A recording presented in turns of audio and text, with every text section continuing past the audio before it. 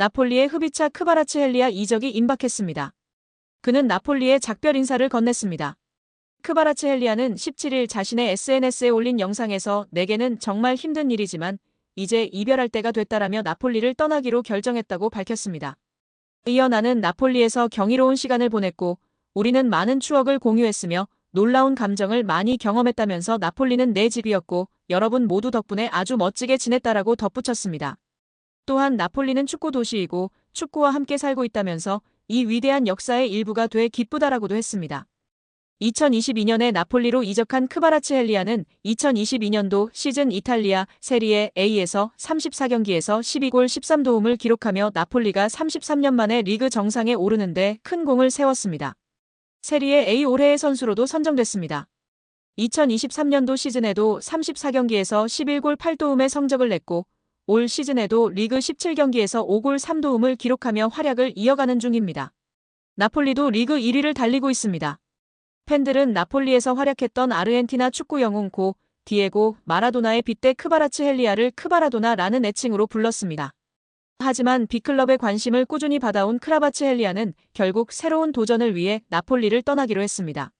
파리 생제르맹이 유력하다고 알려져 있으며 곧 48시간 내로 오피셜이 예상되고 있습니다. 크바라츠헬리아는 이미 한국 선수와 인연이 있는데요. 2020년도에 2시즌 동안 러시아 루빈 카잔에서 미드필더 황인범과 호흡을 맞췄고 나폴리가 세리에 우승을 차지할 때는 중앙 수비수 김민재와 함께 뛰었습니다. 그동안 파리 생제르맹은 크바라츠헬리아 영입에 공을 들였습니다. 킬리안 음바페 대체 선수로 크바라츠헬리아를 점찍었습니다. 그를 데려오기 위해 지난 여름 이적료 1억 유로까지 준비했습니다. 연봉도 대폭 인상시켜준다는 약속까지 했습니다. 크바라츠헬리아도 파리 생제르맹으로 이적하길 원했으나 구단이 이를 막았습니다. 나폴리는 공식 성명을 통해 크바라츠헬리아는 2027년까지 계약이라는 걸 강조하고 싶다. 크바라츠헬리아는 이적 불가다.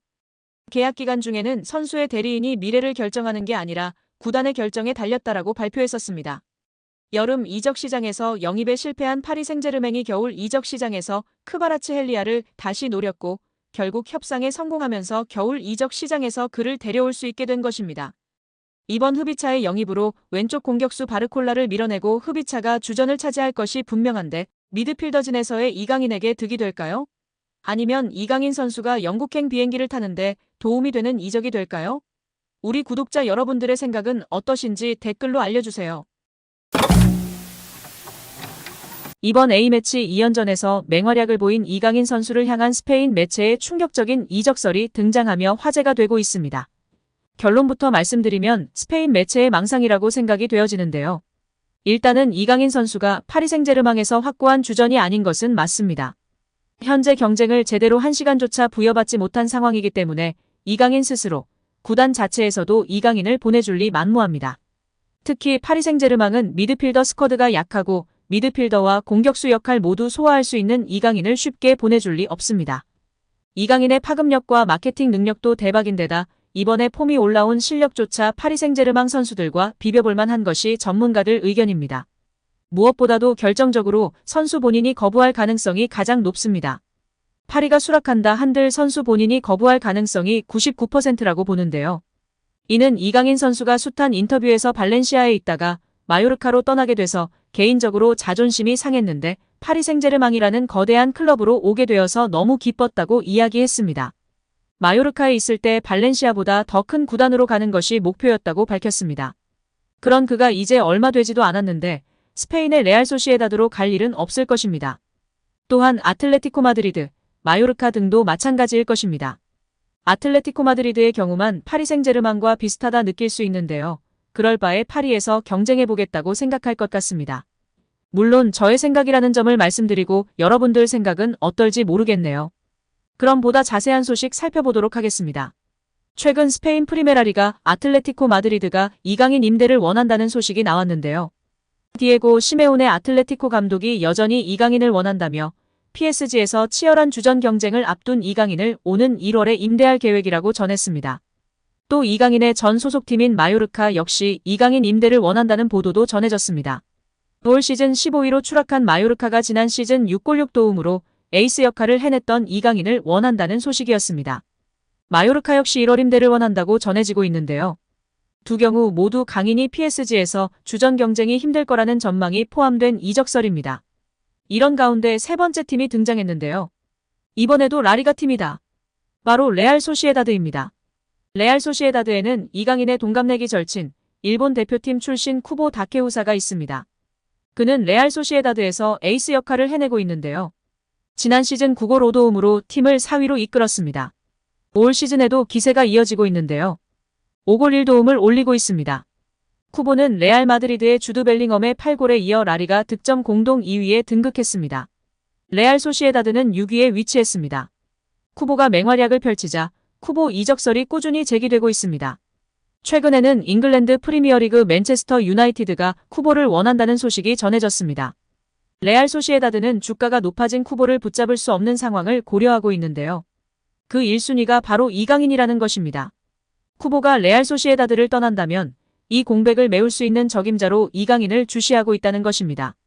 스페인의 엘고 디지털은 쿠보가 떠난다면 이강인이 레알 소시에다드의 표적이 된다고 보도했습니다. 이 매체는 이강인이 PSG로 이적한 지 몇 달도 되지 않은 시점에서 레알 소시에다드에 관심을 받고 있다. 쿠보가 맹활약을 펼치자 세계 최고 클럽들이 쿠보 영입을 노리고 있다. 쿠보는 2024년에 떠날 것이 거의 확실하다. 이런 상황을 고려해 레알 소시에다드 경영진은 이강인을 눈독들이고 있다고 설명했는데요. 이어 이강인은 지난 시즌 마요르카에서 특별한 활약을 펼쳤다. 그는 라리가 최고의 선수 중 한 명으로 자리매김했다. 그런 재능으로 PSG로 떠났는데 그곳에서 기회가 거의 없었다. 리그 1에서 거의 경기에 뛰지 못했다. 레알 소시에다드가 이강인 영입을 노리고 있는 이유라고 덧붙였습니다. 그러면서 레알 소시에다드는 이강인을 활용하고 싶어한다. 쿠보가 떠난다면 그 위치에서 뛸 새로운 선수가 필요하다. 이강인이 레알 소시에다드에 완벽하게 들어맞을 것이다. 이강인은 라리가 경험이 있고 또 큰 미래를 가지고 있는 선수이기 때문이라고 강조했습니다. 이 매체는 PSG로부터 이강인 사인을 받기는 어려울 것이다. PSG는 이강인에 많은 투자를 했고 이강인의 능력을 신뢰하고 있다. 때문에 이적 가능성은 낮다고 볼 수 있다. 그래서 임대를 노려볼 만하다고 전했는데요. 이어 이강인이 이적이든 임대든 레알 소시에다드는 환영할 것이다. 그리고 지금 이강인이 원하는 것은 축구를 즐기는 것인데 파리에서는 그렇게 하고 있지 않은 것으로 보인다. 이강인이 레알 소시에다드에서 매력적인 축구를 즐길 수 있다. 이강인에게 더 좋은 일이다. 앞으로 어떻게 해결될지 지켜볼 일이라고 정리했습니다. 여기에 대한민국 골든보이 이강인의 잉글랜드 프리미어리그 이적에 탄력이 붙을 전망이다. 소속팀 파리 생제르맹이 이적을 허락했다는 소식입니다. 영국 노팅엄 포레스트 뉴스는 노팅엄 포레스트가 PSG 스타 이강인을 원한다면서 PSG는 이강인을 판매하기로 결정했다. EPL 구단들은 이제 이강인과 계약하기 위해 줄을 서고 있다. 노팅엄만 있는 게 아니다. 영입 전에는 맨체스터 유나이티드와 뉴캐슬, 토트넘도 있다. 다재다능한 공격수 이강인이 루이스 엔리케 PSG 감독 체제의 경쟁에서 밀려나자 모두가 그의 영입을 놓고 경쟁하고 있다고 전했습니다. 노팅엄은 올 시즌 EPL 매서운 돌풍으로 주목받는 팀입니다. 노팅엄은 무려 리그 3위를 달리며 매서운 돌풍을 달리고 있습니다. 시즌 성적 12승 3무4패를 기록 중인데요. 선두 리버풀과 격차가 크지 않고 2위 아스널과 똑같이 승점 40점을 올렸으나 골득실에서 뒤져 순위가 밀렸을 뿐입니다. 노팅엄은 이 분위기를 유지하기 위해 1월 이적 시장에서 공격적으로 선수 영입에 나설 전망입니다. 매체는 노팅엄은 이달 새로운 선수를 찾을 예정이다. 하지만 영입하는 선수는 현재 선수단보다 업그레이드된 선수여야 한다고 강조했다. 이외에도 맨유, 아스널, 뉴캐슬, 토트넘 등이 이강인 영입에 관심이 있는 것으로 알려졌습니다. 애초 PSG는 이강인 판매에 부정적이었습니다. 프랑스 현지 언론들은 PSG가 이미 몇 차례 이강인 이적에 대한 제의를 받았으나 모두 거절했다고 강조했습니다. 하지만 입장이 바뀌었는데요. 금액만 맞는다면 이적 협상 분위기는 긍정적으로 흘러갈 것으로 보입니다. 축구 전문 온더미닛에 따르면 이강인과 PSG 모두 이별을 원한다. 이강인은 새로운 도전을 위해 PSG는 애매한 입지에 이강인을 팔고 현금을 확보하려고 한다는 계획이라고 전했습니다. 또한 프랑스 PSG 토크는 PSG가 이강인의 이적료로 4,400만 유로 약 660억 원을 원한다고 밝혔습니다. 부담스러운 금액이기는 하지만 맨유, 아스널 등 빅클럽들이 지불하지 못할 금액도 아닌데요. 이들이 이강인 영입을 결심했다면 적극적으로 움직일 전망이라고 시선이 지배적인 상황입니다.